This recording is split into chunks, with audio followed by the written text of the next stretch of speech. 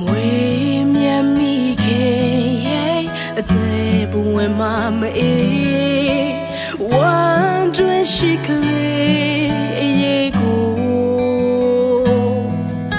ဘုရားရှင်စိတ်ခိုင်းလေးတဲ့အတိုင်းအပြင်းနဲ့လားခိုးလုံးဖို့နေရမတွေ့ခဲ့ပါ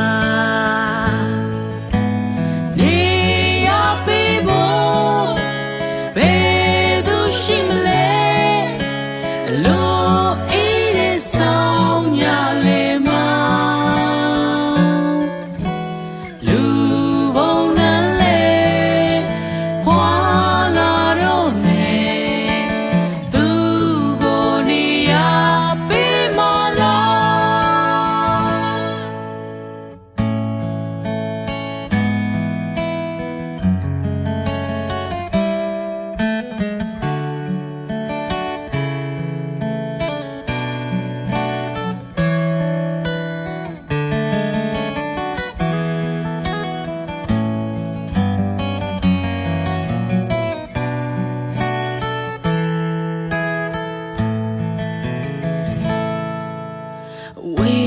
ကရောက်လာတဲ့ဇနီးမောင်နှံဦးဘေးဒုက္ခဝိုင်းလို့ရဲ့